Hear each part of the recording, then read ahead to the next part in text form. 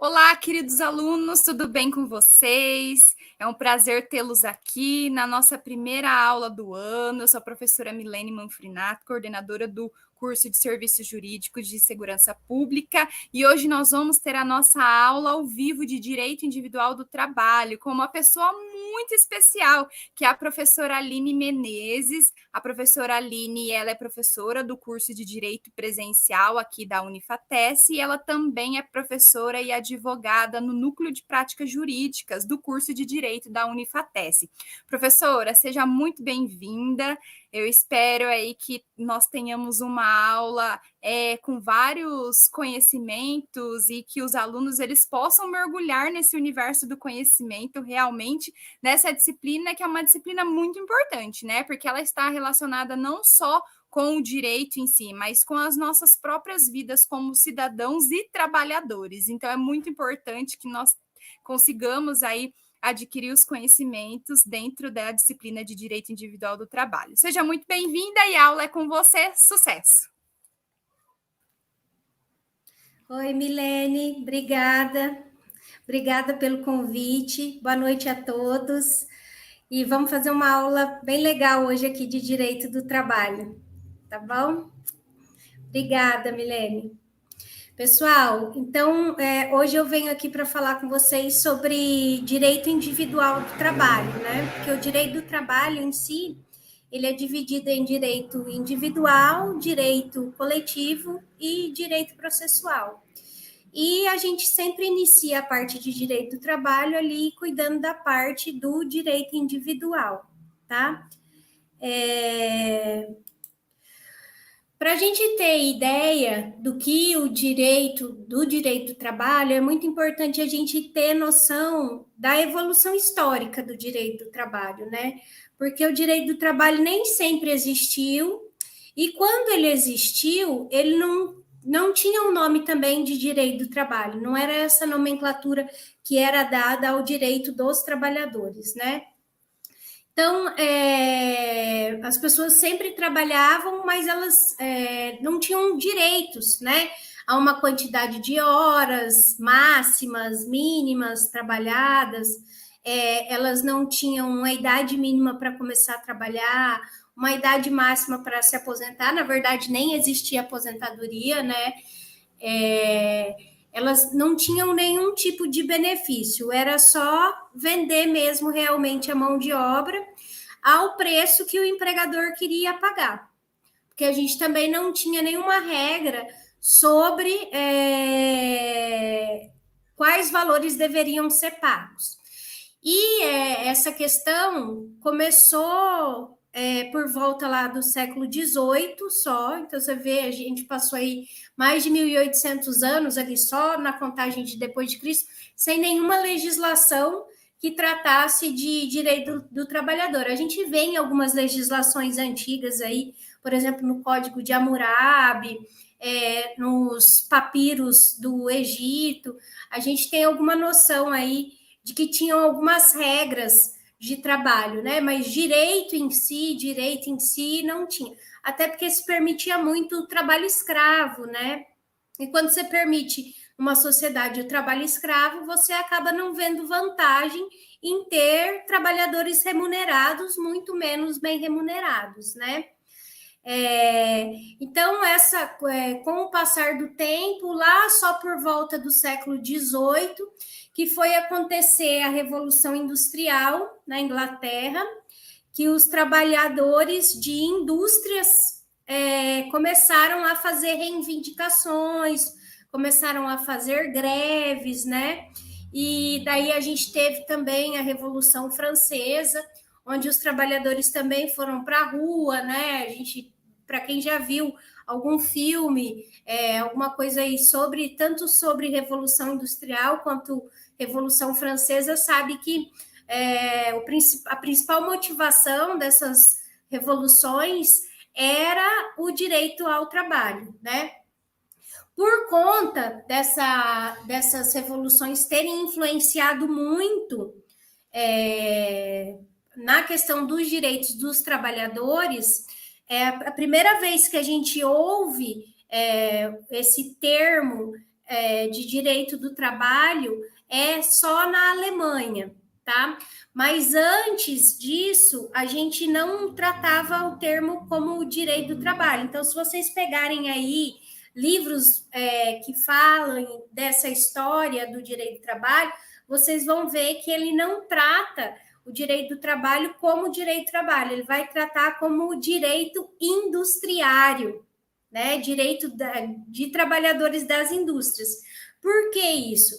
Porque foi principalmente os trabalhadores de indústria que foram buscar os direitos. Então, esse direito do trabalho, lá até ali meados do final do século XVIII, começo do século XIX, quando você ouve falar em direito industriário, eles estão falando, na verdade, em direito do trabalho. É que o termo direito do trabalho, ele só surgiu na Alemanha, tá? Lá em 1900 e bolinha, porque até então a gente, antes das revoluções, tanto a industrial quanto a francesa, a gente não tinha nenhum termo de direito do trabalho.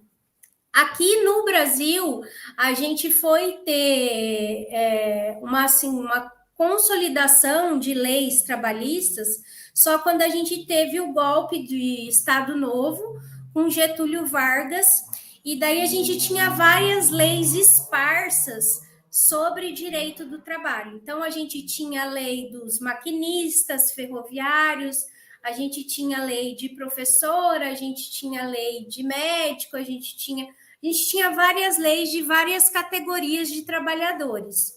E o que Getúlio fez? Getúlio resolveu consolidar todas essas leis num só livro. É por isso até que a CLT ela não é um código, ela é uma consolidação das leis trabalhistas. Então, Getúlio pegou todas essas leis de todas essas categorias e resolveu fazer uma consolidação. E essa consolidação é a CLT que a gente tem aí, que a gente tem muitos artigos que até hoje são esses artigos que estão na CLT hoje, mesmo a gente já tendo a reforma lá de 2017, né? Mas ela vem do golpe de Estado Novo, tá? Então, foi só ali em 1937 que a gente foi ter a primeira legislação que tratava de vários aspectos do direito do trabalho, porque a gente tinha regras de direito do trabalho, mas elas eram separadas por categorias. Lógico, hoje a gente ainda tem isso, né? O caso dos professores é um grande exemplo, porque professor normalmente ele tem plano de cargo e carreira, ele é uma classe completamente diferenciada, tempo de aposentadoria, contribuição dele é completamente diferente de um outro empregado seletista, né? Por mais que aquele professor seja contratado com carteira assinada e tudo mais, por exemplo, como ele tem algumas regras que são diferenciadas. Algumas regras estão até dentro da CLT, a CLT tem vários capítulos dentro, e dentro desses capítulos ela trata, às vezes, ali de algumas profissões de forma diferenciada, tá? Mas eles não deixam de ser seletista. Aqui da CLT, então, quero que vocês se atentem que a CLT, a gente não tem um código do trabalho, porque quando um código ele é feito, a gente precisa fazer um plano, né? Daí ele vai para aprovação para Senado, Congresso, né? Então, ver o que passa, ver o que não passa, igual a gente teve ali na reforma trabalhista, né? Então, quando a gente precisa fazer um código, uma lei, então ela tem todos esses requisitos que precisam ser cumpridos. A CLT, ela não é um código porque ela não passou por isso. Getúlio, na época, ele pegou, então, essas várias leis trabalhistas e resolveu consolidar em uma só. Então, todo mundo que trabalhava de carteira assinada, né, que trabalha de carteira assinada, tinha que seguir ali o que estava na CLT. Então, por isso que a gente não chama de código trabalhista, mas sim de consolidação de leis trabalhistas, tá? Porque eu sei que vocês pensam, tem Código Civil, tem Código Penal, por que não tem Código do Trabalho? Não tem Código do Trabalho por conta disso, porque o Código do Trabalho é uma consolidação. Ele não foi feito da forma que foi feito, por exemplo, o Código Civil, o Código de Processo, o Código Penal, tá? Então, foi feita essa consolidação. Em 2017, a gente teve uma grande reforma aí nessa Constituição que vinha basicamente lá desde 1937, tá? A gente teve 2 pontos aí que na época da reforma foram os 2 principais pontos. O primeiro ponto que eu acho que foi assim o que diminuiu, o que abalou simbolicamente a Justiça do Trabalho foi a questão da condenação dos honorários de sucumbência, né? Que entrou lá no artigo 791A da CLT, e também a questão da prova. Porque até 2017, o empregado ele podia entrar com uma ação aí pedindo o que ele quisesse. Tipo, a ação podia dar 100 mil, 500 mil reais, que o que ele não ganhasse, tudo bem, ficava por aquilo mesmo. O que aconteceu? Com a reforma da CLT, hoje quem alega necessita fazer a prova. Então, quando o empregado ele entra e ele alega que ele fez hora extra, que o local de trabalho dele é insalubre, que ele sofreu dano moral, qualquer pedido que ele alegar, ele necessariamente precisa fazer a prova. Então, quando um trabalhador me procura hoje para eu entrar com uma reclamação trabalhista, quando ele me conta tudo o que acontecia, a primeira pergunta que eu faço é: você tem como provar? Tem testemunha, tem e-mail, tem mensagem, tem conversa de WhatsApp, tem algum colega que já trabalhou nesse mesmo local que aceitaria fazer, ser sua testemunha, né? Então, a gente necessariamente precisa fazer a prova. E qual que é a consequência disso, que daí a gente vai para a parte dos honorários? Então, o empregado ele fez vários pedidos lá, e ele fez um pedido de dano moral de 50 mil reais. Até o final de 2021, a gente não tinha um julgado do STF que falava sobre que quem tem justiça gratuita não pode pagar honorários de sucumbência. Mas até então, de 2017 até 2021, então, se esse empregado fizesse, por exemplo, um pedido de honorários de 50 mil reais, ele ganhasse as outras coisas, hora extra, insalubridade, todos os outros pedidos ele ganhava. Mas o pedido dele de dano moral, o juiz entendeu que ele não conseguiu fazer a prova, que ele zerou aquele pedido, então esse pedido de 50 mil reais, ele ia ter que pagar honorários advocatícios para o advogado do empregador. Então, ele podia ser condenado de 5% a 15%, mesmo tendo justiça gratuita, tá? Então, aí, se ele desse 10% de honorários, o empregado teria que pagar ali 5 mil reais de honorários só porque esse pedido. O que aconteceu? Com essa questão de se fazer a prova e de se ter essa possibilidade da condenação de honorários de sucumbência, fez com que as reclamações trabalhistas diminuíssem assim absurdamente, né? A gente teve varas do trabalho, né, que foram fechadas até por conta disso, porque uma vara do trabalho ela tem que estar aí movimentando no mínimo uns 600 processos por ano. Então, com essa mudança, acabaram se fechando várias varas do trabalho, né? Fechando no sentido desses processos serem removidos para outras comarcas. Em Paranavaí, por exemplo, eu não lembro agora qual foi a cidade, mas teve uma cidade, não lembro se foi Nova Londrina ou uma outra cidade ali perto, que ela teve, a vara do trabalho foi fechada e todos os processos foram remetidos para Paranavaí, porque Paranavaí tem 2 varas do trabalho, então ela teve esses processos remetidos. Então, isso aí fez cair absurdamente a quantidade de processos. Ah, professora, mas pelo menos assim o empregado não vai sair pedindo tudo à torta e à direita. Eu vejo com bons olhos isso também, até porque eu advogo muito mais para empregador do que para empregado. Mas o que a gente tem que pensar, que vai ser um dos próximos tópicos que a gente vai estar vendo, é que a CLT, gente, ela foi feita para a proteção do empregado.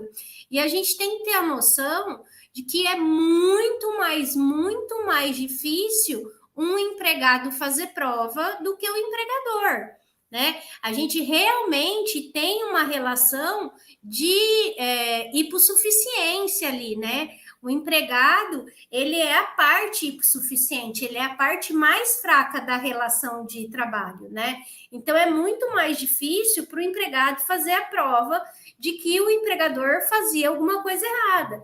Eu, por exemplo, já teve trabalhistas que eu fui, que o empregador pagava a parte, o salário, para os empregados, para todos os empregados, não era uma empresa muito grande, mas ele pagava para todos os empregados numa sala, separado e em dinheiro. Então, como é que eu vou testemunhar que fulano recebia aquele dinheiro se eu não via? Eu sabia que aquilo acontecia comigo, mas o fulano em si, eu não via. Então, é muito difícil isso. Né? Então, a gente vê que acabou dificultando muito para o empregado. Mas daí, no ano passado, o STF decidiu que o trabalhador que fosse condenado em honorários, mas que ele possuísse a justiça gratuita, daí ele não teria que estar pagando essa despesa. Então, a partir do ano passado, as reclamações do ano retrasado, desde 2021, porque isso já estava rolando, né?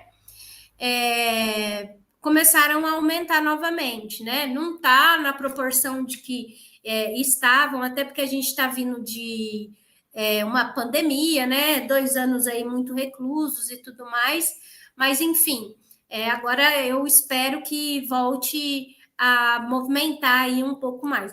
Então, esse daí foi, acho que, o principal ponto, os 2 principais pontos da reforma, que na verdade um acaba sendo ligado ao outro, que é a questão da prova, que quem alega tem que provar, né? E a questão da condenação dos honorários, né? Que ficou bem mais complicada. Deixa eu passar aqui. As características do direito do trabalho. Como eu falei para vocês agora há pouco, o direito do trabalho, ele está preocupado, ele foi criado para proteger o trabalhador. Não tem outra questão a não ser essa. O direito do trabalho foi criado para proteger o trabalhador. Por isso que a gente teve a Revolução Industrial, por isso que a gente teve a Revolução Francesa, por isso que tanta gente brigou e tudo mais, foi para ter a proteção ao trabalho. Então, assim, mas e o empregador? Gente, o empregador ele vai ter proteção no Código Civil, no Código Tributário, no Código Comercial, mas não aqui. Não é que a CLT não queira proteger o empregador, é que a CLT não foi feita para proteger o empregador, tá? Ela, na verdade, está ali para proteger as relações de trabalho, não são nem só as relações de emprego. Ela está ali para proteger as relações de trabalho. Então, as regras que estão ali, elas são regras mínimas, que impõem condições mínimas para uma relação de emprego, tá? Então, a principal característica é essa proteção ao empregado, tá? Porque ele foi criado para isso. Então, não adianta eu querer que a CLT venha e proteja qualquer outra instituição, qualquer outra parte, porque ela não foi criada para isso, né? Na verdade, a legislação trabalhista não foi criada para isso, tá? Outra característica é que ela precisa do empregado e do empregador, né? Ou do trabalhador e do empregador, tá? A CLT, ela vai estar tratando ali das pessoas que se encaixam no artigo 3º da CLT. O que esse artigo 3º da CLT fala? Ele vai estar falando de pessoas que trabalham com habitualidade onerosidade, subordinação. Então, essas pessoas que estão ali no artigo 3º é que são consideradas empregados, tá? São as pessoas que são consideradas empregados. Por que eu estou falando isso? Porque vocês precisam diferenciar trabalhador de empregado. Por quê? Porque eu tenho vários tipos de trabalhador, né? E o empregado é um desses tipos. E o empregado, ele está descrito ali no artigo 3º da CLT. Agora, os trabalhadores, eles vão estar no Código Civil, eles vão estar em outras legislações. A empregada doméstica, por exemplo, ela tem legislação própria. Dentro do Código Civil, a gente tem lá vários tipos de trabalho, né, que não se encaixam ali como empregado seletista. Então, o profissional autônomo, né? A gente tem vários tipos ali, pessoas que trabalham por empreitada. Então, são todos trabalhadores. Mas empregados são aqueles que se encaixam no artigo 3º da CLT. É lógico que a gente acaba utilizando a CLT em alguns outros casos. Por exemplo, a lei do empregado doméstico. Quando a lei não trata sobre algum assunto, a gente vai poder estar utilizando a CLT. Mas a CLT, ela foi feita para esses empregados que estão ali no artigo, que se encaixam no artigo 3º.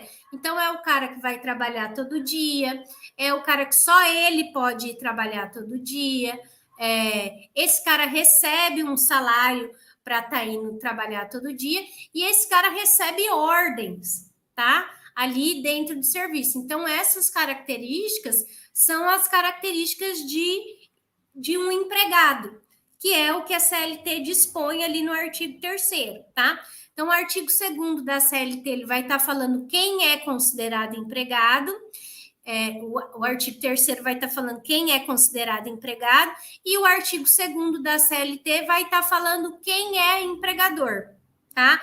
Que é aquela pessoa física ou jurídica que assume os riscos do empreendimento, né? Esse é o empregador. Então, o empregador, ele já pode ser pessoa física ou jurídica. Empregado só pode ser pessoa física. Empregado não pode ser pessoa jurídica. É lógico que a gente sabe que há aí a possibilidade de um empregador contratar uma pessoa jurídica, né? Um MEI, um EPP, para estar fraudando, na verdade, o INSS, né, a Previdência, né, por conta disso. Mas aí já é mais questão processual, tá? Mas o artigo 2º da CLT vai estar falando quem é o empregador, e o artigo 3º da CLT vai estar falando quem é o empregado. Então, se vocês tiverem alguma dúvida, é só pegar lá na CLT que vocês vão estar sabendo, tá?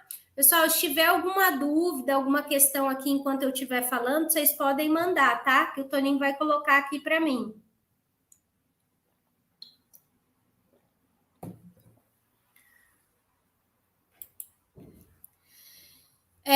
Continuando aqui nas características da Justiça do Trabalho. Bom,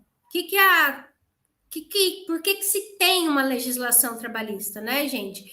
Principalmente para pacificar tanto os conflitos individuais quanto os conflitos coletivos, né? Então, a gente tem esse direito do trabalho justamente para ditar regras para falar até onde o empregado pode ir, até onde o empregador pode ir, até onde um sindicato dos empregados pode ir e até onde o sindicato dos empregadores pode ir. Então, o direito do trabalho, ele está aí para pacificar, para resolver esses conflitos, tanto na esfera individual quanto na esfera coletiva, tá?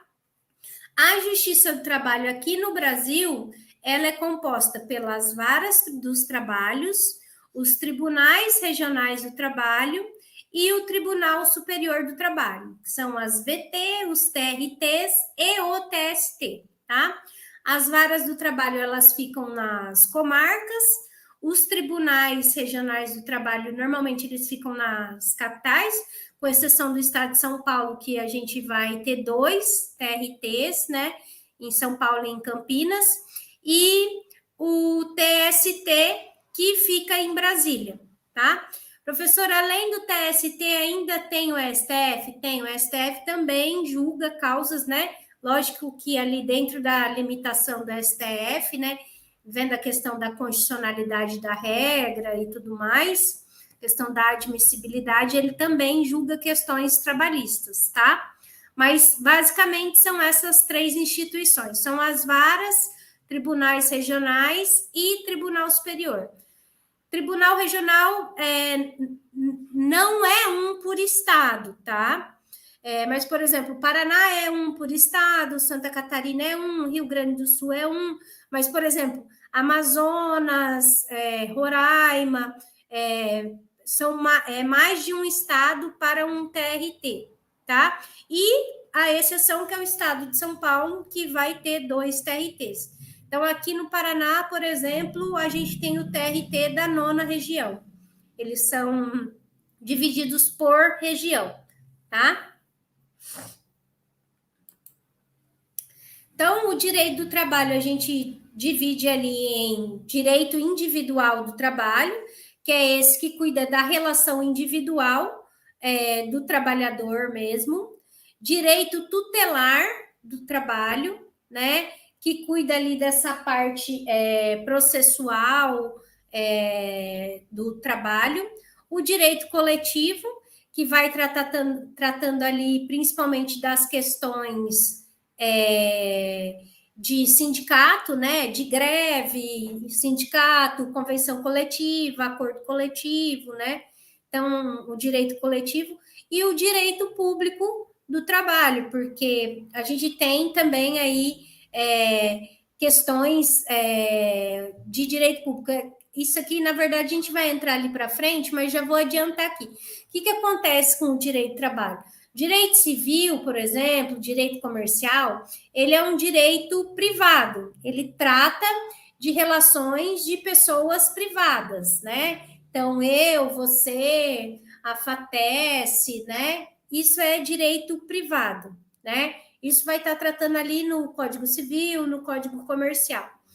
E a gente tem a questão também do direito público, né? Que é, por exemplo, a Constituição, o Código Penal, que são regras que só podem ser feitas pelo ente público, né? Então, ela não pode ser feita por um ente privado. Então, tanto no direito civil quanto no direito comercial, as partes podem estar negociando ali. Desde que elas não contrariem as normas que estejam ali no código, elas podem estar estabelecendo regra. Então, eu quero pagar meu aluguel em penca de banana. Pode? Pode.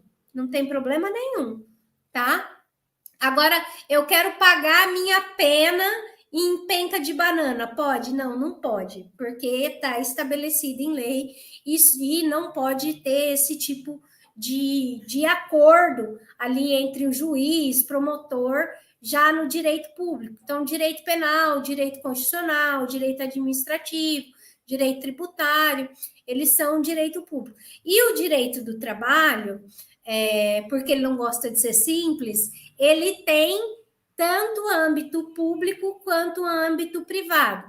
Então, por exemplo, o artigo 7º, do 7º ao 11 da Constituição, a própria CLT, as várias leis que a gente tem sobre de trabalhadores, isso aí é tudo direito público. Convenção coletiva, sentenças normativas, isso tudo é direito público. Mas o que acontece? A gente também tem a parte privada, que são as convenções coletivas, né? E os acordos coletivos, que são aquelas feitas entre sindicato e empregadores, ou sindicato de empregados e sindicato de empregadores. Então, no direito do trabalho, a gente acaba tendo um direito público também. A gente tem a parte do direito privado, que é o que as partes acabam estabelecendo, e a gente tem a parte do direito público, tá? Então, a gente também tem esse âmbito aí, essa divisão no direito do trabalho, tá? Porque o direito do trabalho também tem essa questão de direito público.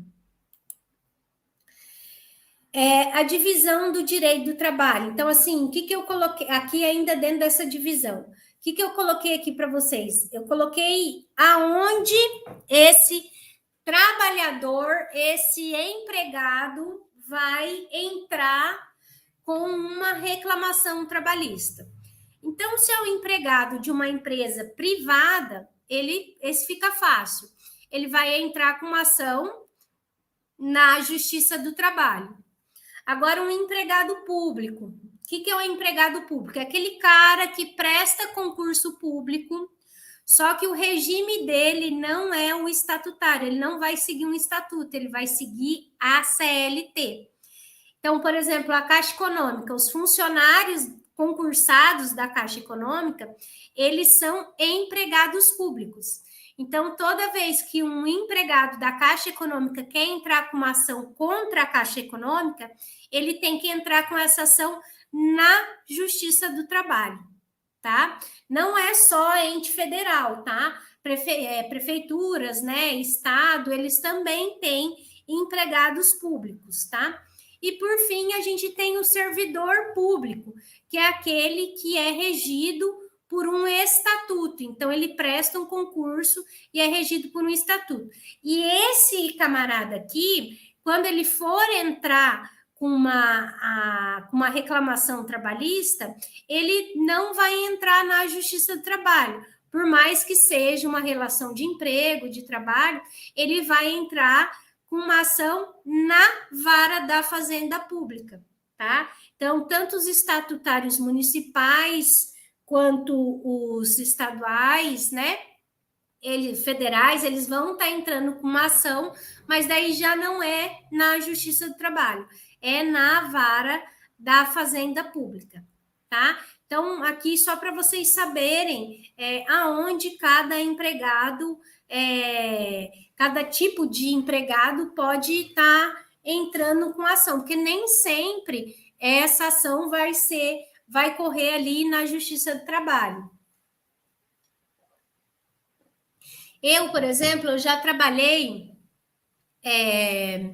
num escritório de advocacia em que eu era associada, né?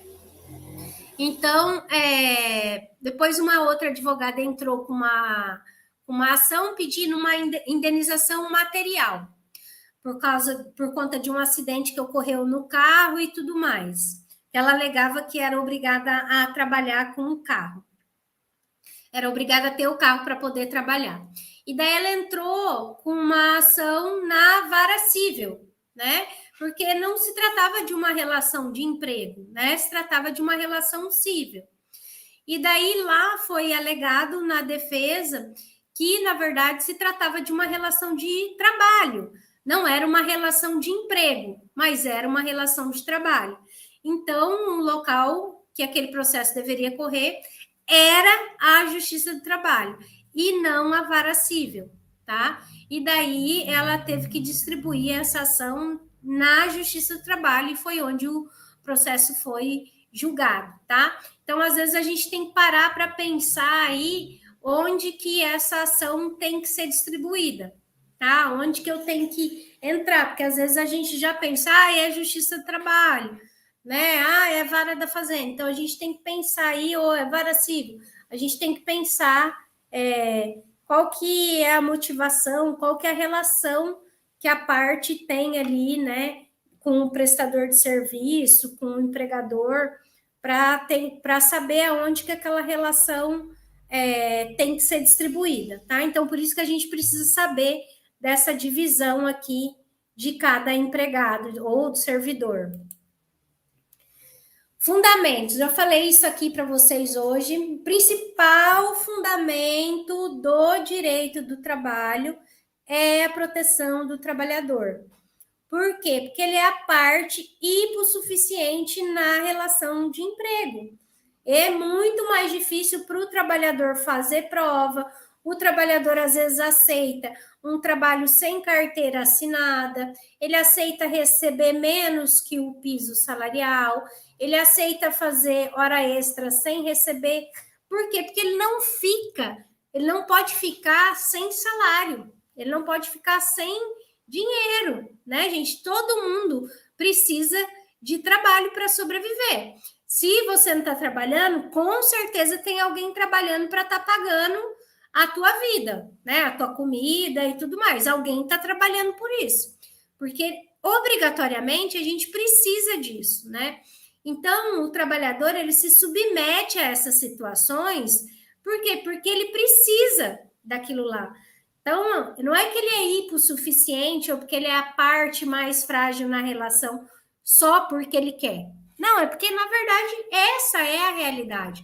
Então, a gente acaba precisando fazer regras para a proteção deste trabalhador. E aqui eu não estou falando só do empregado ali do artigo 3º da CLT, não. Eu estou falando todos os tipos de trabalhadores, tá? Os que estão em legislação especial, os que estão no Código Civil e o empregado que também está ali no artigo 3º da CLT, tá? Então, a CLT, ela é utilizada em todos esses casos. Eu já fiz várias ações, por exemplo, na Justiça do Trabalho, de representante comercial. Por quê? Porque a Justiça do Trabalho, ela é a Justiça do Trabalho, ela não é a Justiça do empregado seletista, aquele empregado que tem carteira assinada. Ela é a Justiça para resolver conflitos de trabalho, tá? Então, por exemplo, representante comercial tem algum problema, né, com o representado ali, então ele pode, dependendo ali do que estivesse tratando, né, se não for nota fiscal, alguma coisa nesse sentido, ele pode estar buscando, por óbvio, a Justiça do Trabalho. Pode ser que, na verdade, essa questão de representação comercial, na verdade, seja uma relação de emprego, né, que está ali fraudando uma relação de emprego e não é uma relação civil, né, porque esse cara, ele vai estar lá no Código Civil, ele não vai estar ali na CLT. Então, você vai ter que acabar entrando com uma ação na Justiça do Trabalho. E tem, lógico, a possibilidade também de você estar entrando ali na Justiça Comum, na Vara Civil, para estar ali alguma nota que não foi pago, alguma porcentagem, alguma coisa. É mesmo esse tipo de relação. Então, pode ser. Então, esse aqui, gente, é o principal fundamento. Sempre que você pensar em direito do trabalho, você tem que pensar em proteção do trabalhador, tá? Por quê? Porque o trabalhador é a parte suficiente, hipossuficiente na relação de trabalho, tá? Ele é quem mais precisa, tá? Então, ele é quem se sujeita àquela relação, mesmo quando ela não é correta, ele acaba se sujeitando. Por quê? Porque ele precisa daquilo, tá? Ele precisa daquilo para sobreviver. Então, por óbvio, que ele acaba se sujeitando e por isso que ele é a parte considerada hipossuficiente na relação de trabalho, tá? Então, sempre pensar no direito do trabalho com o intuito de proteger o trabalhador. Vamos aqui para o próximo. Aqui eu coloquei alguns anos para vocês que foram, assim, momentos históricos dentro da Justiça do Trabalho. Deixa eu até aqui pegar meu livro, porque não sei decor, óbvio, né, gente? São vários anos aqui, não tem como, a professora não decora, é muita informação, tá? Então, são vários anos que aconteceram, assim, mudanças que vieram favorecer bastante a questão do direito do trabalho, tá? Ali em 1791, a gente teve a extinção das corporações de ofício, né? Que, na verdade, essas corporações de ofício, elas meio que não, né? Elas, na verdade, elas atentavam contra a dignidade do homem, tá? Então, vocês puderem aí procurar, foi a Lei Chapelier. Então, essa lei é que veio aí proibir e extinguir essas corporações, tá? Em 1800, a gente teve, que eu acho que foi assim um marco, a supressão dos castigos no trabalho. Por quê? Porque até 1800 as pessoas podiam ser castigadas, chicoteadas, e não eram escravos, tá? A gente está falando aqui de trabalhadores, tá? Então, em 1800, a gente teve tanto a supressão dos castigos, né? A proibição e a não admissão de crianças menores de 10 anos no trabalho, tá? Então, foi só ali em 1800 que a gente conseguiu proibir os castigos, né? Principalmente os castigos físicos e também menores de 10 anos trabalhando. Nossa, professora, mas trabalhava menor de 10 anos? Gente, ali, depois acho que no final dos slides tem um filme que eu vou recomendar para vocês, mas a gente tem vários filmes da Revolução Industrial. Quando as crianças já conseguiam falar, andar e se movimentar, elas já iam para as fábricas para trabalhar junto com as mães ou com os pais, tá? Então, é aquele ditado, encostava o pé no meio-fio, já podia ir para a fábrica, até porque as pessoas não tinham onde deixar os filhos, né? Então, eles acabavam indo para trabalhar e para ser mais uma fonte de renda. Então, as pessoas até tinham muitos filhos por conta disso, porque era mais uma pessoa para trabalhar e conseguir colocar dinheiro dentro da casa, tá? E em 1802 foi estabelecida que a jornada máxima de trabalho tinha que ser de no máximo 12 horas. Por quê? Porque a gente tinha locais que tinham jornada de até 18 horas de trabalho, tá? Então, em 1802 foi estabelecida ali a jornada máxima de 12 horas, tá? Hoje a gente tem uma de 8, então é como se essa de 8 fosse uma de 12, tá? A gente sabe que hoje tem trabalhos aí que realmente tem uma jornada de 12, mas eles têm 36 de descanso, tá? Mas só em 1802 que a gente começou a regulamentar uma carga horária máxima, tá? Em 1809 foi considerado ilegal o trabalho de menor de 9 anos, tá? Aqui ainda não foi feita uma lei, mas as pessoas já começaram a se atentar. Eu vou falar depois aqui para vocês que foi ali só 30 anos depois, em 1839, que realmente houve aí a proibição do trabalho do menor de 9 anos, tá?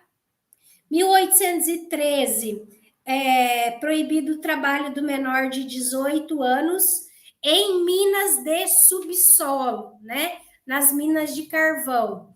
Então, só em 1809 é que os menores de 18 anos foram proibidos de trabalhar. Então, veja, essas crianças também estavam lá trabalhando em minas de subsolo.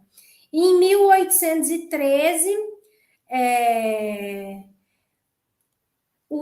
foi proibido o trabalho de menor de 18 anos nos domingos e feriados. Isso foi 13 e 14, tá?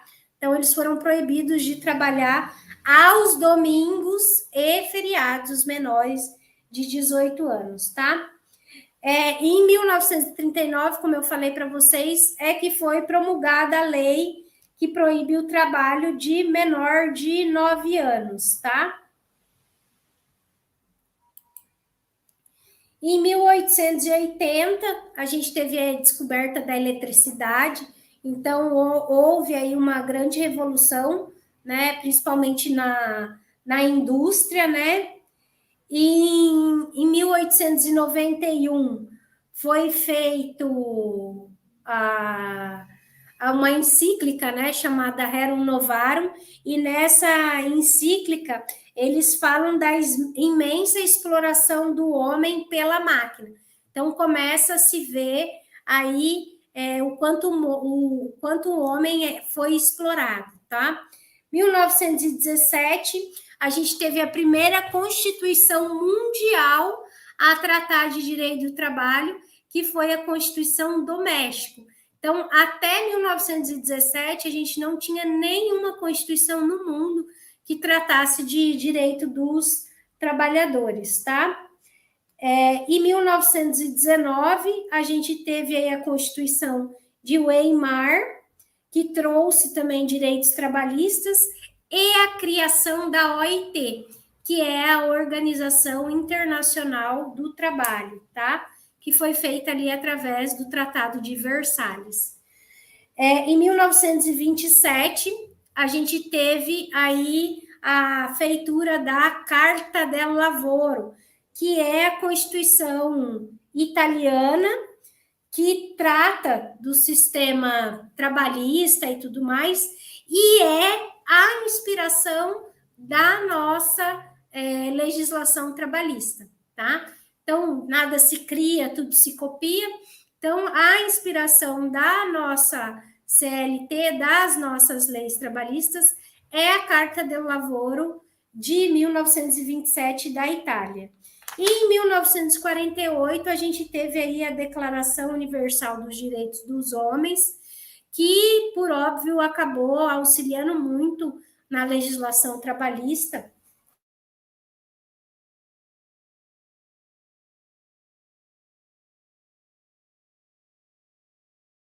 Até hoje tem trabalho escravo, mas que não tinha, as pessoas não tinham mínimo. Então, não estou falando nem da questão de salário, jornada, não estou falando disso, não. Estou falando de trabalhos perigosos, insalubres, né? Então, que a pessoa acabava mesmo arriscando a vida ali para estar trabalhando nesses locais, porque era necessário, era aquilo, ela come, então a pessoa acabava aceitando, tá? Universal do homem, ela acabou auxiliando bastante aí, influenciando bastante no dia do trabalho, tá? Então, esses foram os momentos históricos do direito do trabalho. O direito do trabalho, ele vem aí com 3 tipos de teoria, tá? A teoria subjetivista, a objetivista e a mista. A subjetivista só está preocupada ali com o empregado em si, a objetivista preocupada com o processo, e a mista que acaba se preocupando com os dois, que é a teoria que acaba sendo mais aceita no direito do trabalho. Eu não vou me aprofundar muito nisso aqui, porque como vocês estão iniciando no direito do trabalho, né, e já vê essas teorias aqui, logo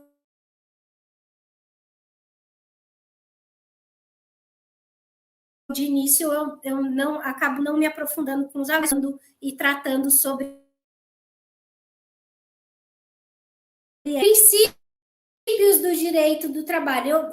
Eu coloquei aqui alguns princípios, porque assim são muito mais do que essa quantidade aqui. Eu coloquei aqui, na verdade, princípios que eles acabam sendo princípios norteadores até para outros princípios, tá?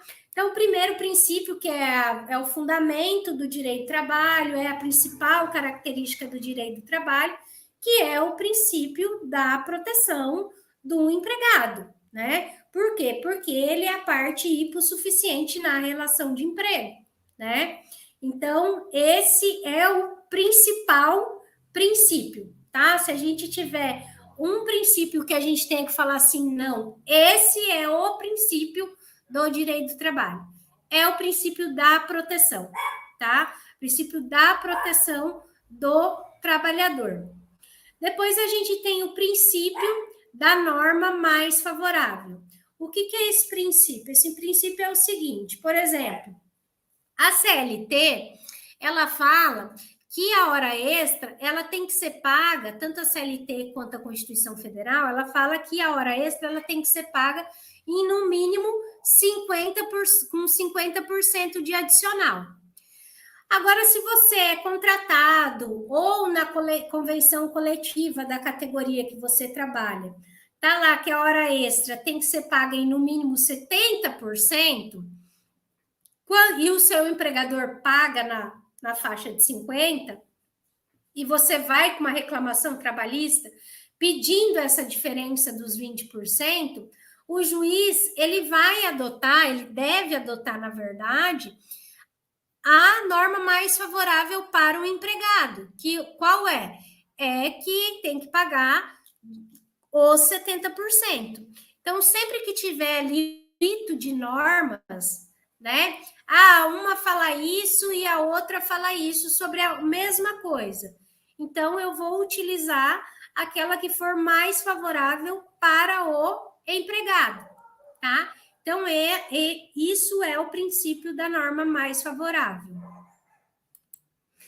Depois, a gente tem o princípio da continuidade da relação de emprego. O que é esse princípio da continuidade da relação de emprego?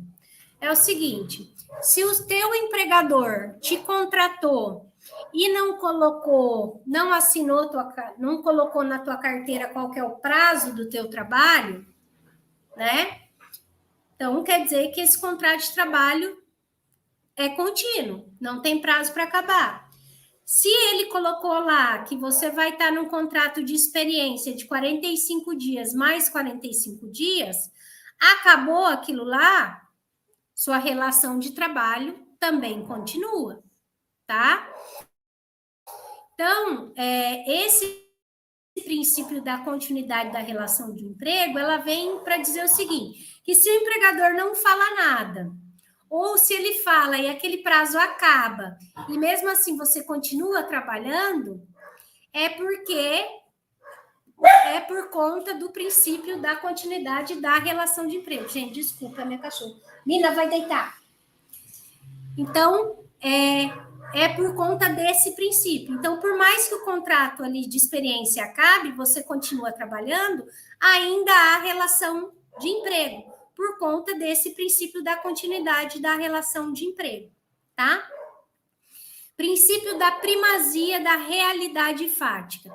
O que é esse princípio aqui? Esse princípio aqui é que o direito do trabalho, principalmente a justiça do trabalho, o juiz em si, ele não quer saber o que está no documento. Ele não quer saber o que está na carteira de trabalho ou no cartão ponto.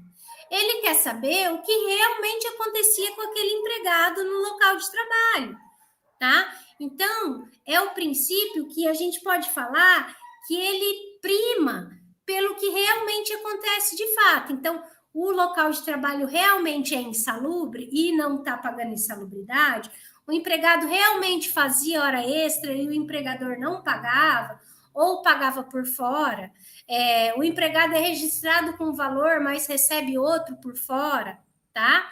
Então, a Justiça do Trabalho, ela busca pela realidade de fato, pelaquilo que realmente está acontecendo lá na relação de trabalho, e não o que está falando ali nos documentos, tá? A gente não é igual o direito civil, que o que vale é o que está no contrato.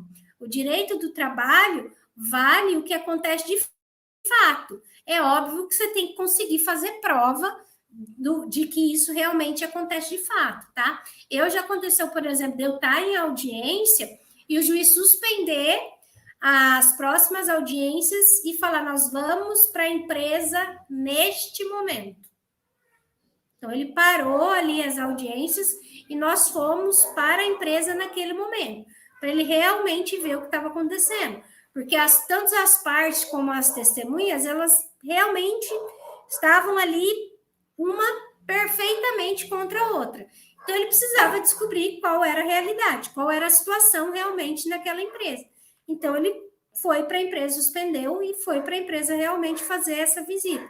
Por quê? Porque a Justiça do Trabalho, ela está preocupada com a realidade, tá? Princípio indúbio pró-operário. Esse princípio aqui, ele é um princípio que veio do direito penal, que no direito penal é chamado de princípio indúbio pró-réu, e ele veio para o direito do trabalho com o seguinte intuito, que se o juiz ficar na dúvida entre o empregado e o empregador, ele deve favorecer o empregado, indúbio pró-operário. Por quê? Porque o trabalhador é o hipossuficiente na relação. Para ele é muito mais difícil fazer prova na justiça, né? Muito mais difícil. Então, por isso que a gente tem esse princípio do indúbio pro operário. Outro princípio que a gente tem é o princípio da irrenunciabilidade de direitos.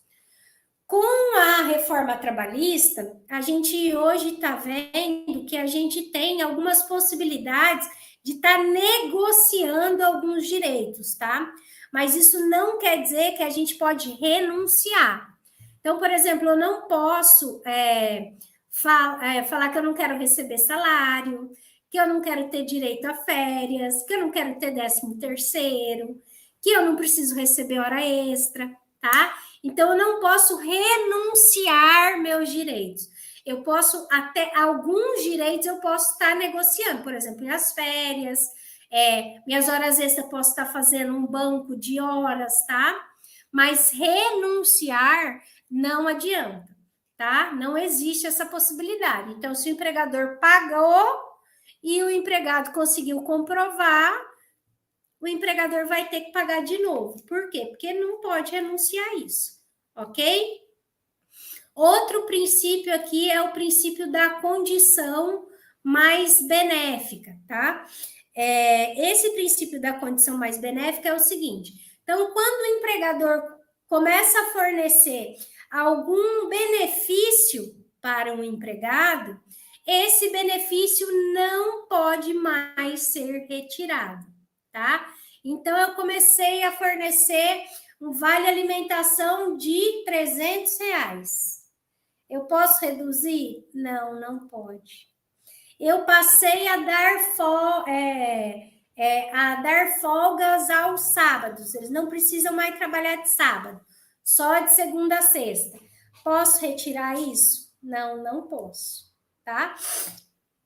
É lógico que a gente sabe que é muito difícil, que o empregado não consegue brigar. Se o empregador quiser tirar, na verdade, você vai aceitar, porque você não quer, né, perder o emprego, mas depois, numa reclamação trabalhista, você pode estar alegando isso, tá? Então, o princípio da condição mais benéfica é isso. Então, um benefício que foi concedido, ele não pode estar sendo retirado. Aqui eu coloquei para vocês o surgimento do direito do trabalho, né? Que eu já falei lá para vocês antes, que ele surgiu ali com a fonte, né, principal foi a Revolução Industrial e a Revolução Francesa, né? O direito do trabalho, ele tem normas feitas pelo Estado e tem normas feitas por particulares, né, pelo sindicato, pelo empregador e pelo empregado, né? Então, a gente acaba unindo aí dois ramos, que é o direito público e a natureza jurídica do direito do trabalho. Para alguns doutrinadores, eles chamam de misto e outros doutrinadores, eles chamam de unitário. Por quê? Porque é diferente de todos os outros ramos do direito, né? De todas as outras matérias do direito. Então, direito civil, processo civil, comercial, é direito privado. Penal, processo penal, né? Processo civil, perdão, não é direito privado, não. É direito público. É direito civil e direito comercial. Então, ele acaba sendo um único ali que tem tanto o direito público quanto o direito privado. Na época que eu estudava, a gente só falava de misto, que o ramo dele era misto, né? Hoje, alguns doutrinadores chamam de unitário também. Então, vocês vão encontrar aí doutrinas de direito do trabalho com as duas nomenclaturas, misto ou unitário, tá? E daí ali eu coloquei para vocês, essa, né, que eu já tinha falado, essa parte do direito público, que é, por exemplo, a CLT, o artigo 7º da Constituição, o direito privado, que é ali, por exemplo, o acordo coletivo, convenção coletiva, um direito misto, porque envolve ali os dois, a parte de direito social, porque está preocupada ali, né, com a questão social do trabalhador, e o direito unitário, porque ele acaba sendo único e acaba sendo trabalhada dessa forma diferenciada dos outros direitos, tá? Que estou indo mais rápido, até porque a gente já conversou sobre isso aqui, tá? Esse aqui é um filme que eu falei para vocês lá no começo, é um filme longo, tem mais de 2 horas, acho que deve ter umas 3 horas aí de filme, chama Germinal. Esse filme ele vai estar falando da Revolução Francesa e de como aqui aconteceu ali a questão do direito do trabalho.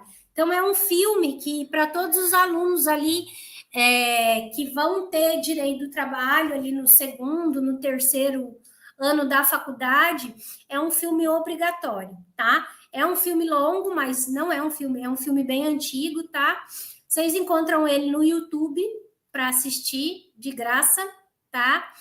A única coisa que eu falo é que ele é um filme longo, mas é um filme super interessante, porque são pessoas que trabalham em minas de carvão, né? E elas estão pedindo por condição de vida melhor, né? De trabalho melhor, né? Então, você quer saber no final das contas o que vai acontecer, o que não vai acontecer, quem morre, quem não morre, né? Então, é um filme longo, mas, assim, é um filme interessante, é um filme que te prende, tá?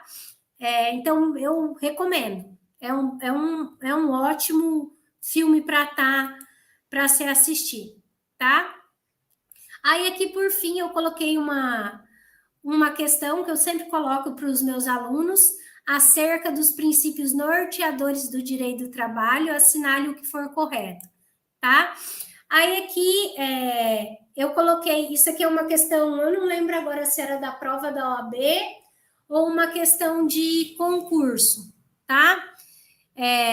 Ali coloca, o princípio da proteção pressupõe que empregados e empregadores são iguais perante a lei. Tá errado, né, gente? Essa aqui já tá errado, porque já falei para vocês, princípio da proteção é para proteger o empregado.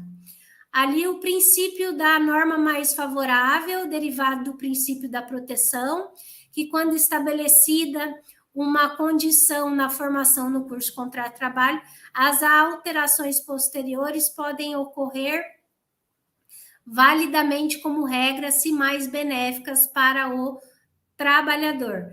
Não, gente, norma mais favorável, lembra, não é isso aqui, tá? Norma mais favorável é quando eu tenho um conflito de norma. Então, a hora extra aqui tá 50% e aqui tá 70%, tá? Isso aqui é condição mais benéfica. A irredutibilidade salarial trata-se de princípio absoluto. Não, a gente tem possibilidades, tá? Da irredutibilidade salarial não é um princípio absoluto, tá? Por exemplo, época de crise, durante a pandemia a gente teve bastante disso aí, tá?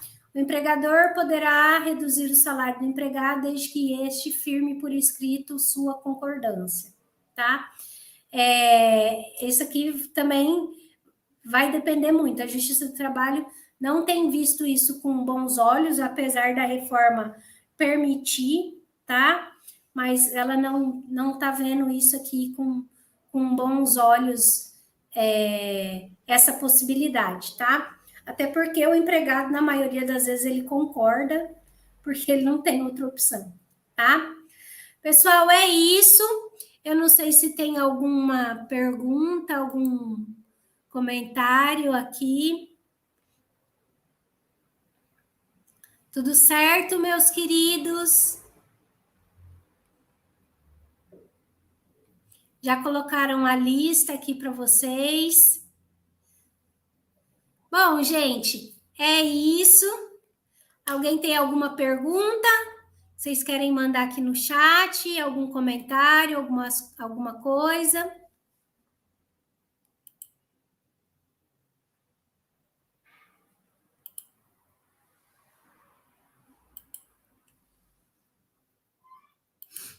Toninho, não sei se você consegue tirar aí o slide.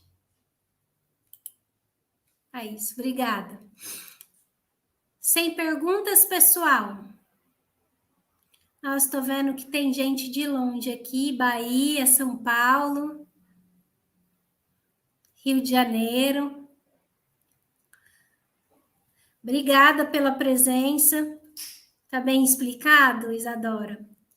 Obrigada, então, pela presença de vocês. Eu espero que eu tenha tido uma aula aí de forma não muito técnica, né? Porque eu sei que vocês são de vários outros cursos, então já é difícil chegar pegando o termo técnico, né? Do direito, né? Então eu tentei fazer aí alguma coisa que fosse mais para facilitar mesmo a vida de vocês, porque às vezes as pessoas vêm para uma aula de direito do trabalho e não sabe nem o que é consolidação. Então, eu gosto de ir explicando ali desde do começo, tá? Espero que vocês tenham gostado e a gente se encontra aí nas próximas, tá bom? Obrigado, boa noite para vocês. Um abraço, até mais.